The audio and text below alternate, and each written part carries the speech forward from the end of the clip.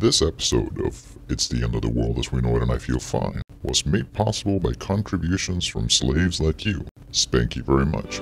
On the international scene, the Amazon nuclear power facility has blown its stack, irradiating the world's largest rainforest. Environmentalists call it a disaster.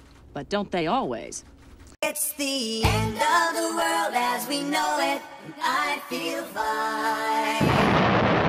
Good morning, slaves, and welcome to another edition of It's the End of the World as We Know It and I Feel Fine, the show where banks make for warm fires. I am your host, the Stimulator, and as the 20 gangsters of the industrialized world get ready to split up the global pie in Toronto this June, a group calling itself FFFC allegedly sets fire to a branch of the Royal Bank of Canada, or RBC, in Ottawa. According to a communique posted on Ottawa in the media, the FFFC are fucking pissed at the RBC for their financing of The motherfucking tar sands and their sponsorship of the 5 cock rings of death in Vancouver, and said in their statement that they will be in Toronto during the G20 meetings this summer. This last part has made cowardly social democrats and so-called progressives who have been attempting to pacify the upcoming protests in Toronto throw a hissy fit and side with the pigs and the mainstream media in their condemnation of this brave act of economic justice in which no one was heard. But more on that after the break. Speaking of gangsters, a group of over 100 freedom fighters took to the streets to oppose the G8 University Summit in Vancouver. Similar to the G8 and G20 meetings, activists say that the G8 University Summit is a closed-door meeting where higher education pimps discuss plans to further privatize colleges and universities. The troublemakers then blocked the bus containing the edu-pimps for over 30 minutes before being brutalized by the Vancouver pigs. 6 peeps were arrested during the scuffle, but no one was charged. In news of the NGO industrial complex, a coalition of environmental groups signed a deal with the devil with logging companies that will allegedly save a chunk of the boreal forest about twice the size of Germany. It's our best and last chance to put in place world-leading forest management practices that we can be proud of here in Canada and which we can be an example to around the world.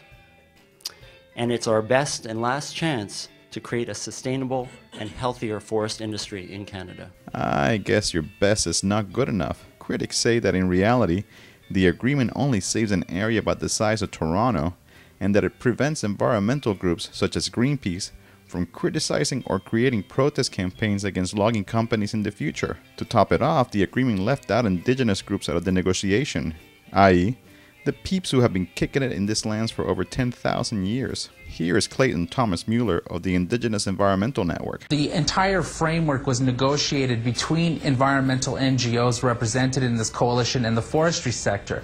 Meanwhile, in places like Grassy Narrows, Temagami, Barrier Lake First Nations, these communities continue to have their lands decimated, by companies like Weyerhaeuser.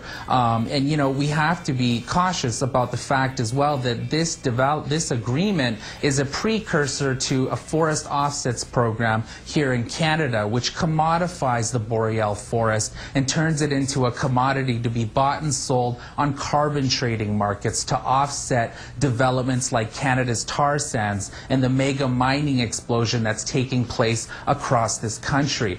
In San Juan, students have occupied 2 campuses of the University of Puerto Rico, one of them for over a month. The students are mad because the government of the U.S. colony has cut over $100 million from the public university. The pigs have surrounded the main campus, but peeps have been launching food and water over the fence, and the students seem to be well stocked in order to make this a long battle. The students say they draw their inspiration from student uprisings in California earlier this year. And finally, in Bangkok, fierce battles between the Thai pigs and the motherfucking Thai resistance, aka the Red Shirt movement, raged on last month, leaving dozens of red shirts dead.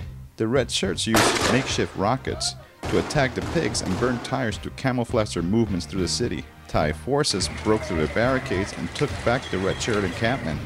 But the battle is far from over. The Red Shirt movement is strong in many parts of Thailand, and as the Bangkok rebellion was winding down, the Red Shirts stormed and burned government buildings in the northeast of the country.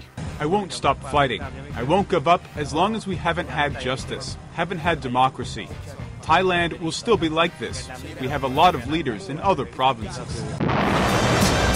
They killed my entire family, murdered and tortured, raped and pillaged. I was only 5 and I was the only surviving witness. My entire village burned to the ground. He wore a serpent in his crown. Happily committed murder with a frown. And an army of black hooded fiery skull generals. And a sorcerer that could cast spells that'll change your genitals. Held me in slavery till I turned 18. Killed my slave master 5 years later, became king. And I've slain dragons in 8 states during famine. Had the seeds of war planted in a dirty tavern. Had the seeds of presidents killed in a burst of anger. And had their parents bleed to death on the floor of a dirty bathroom. I watched the palaces burn. I seen the ashes of my comrades return to their family in an urn. While a proud child remembers his father that died, the cycle continues with vengeance alive in his mind.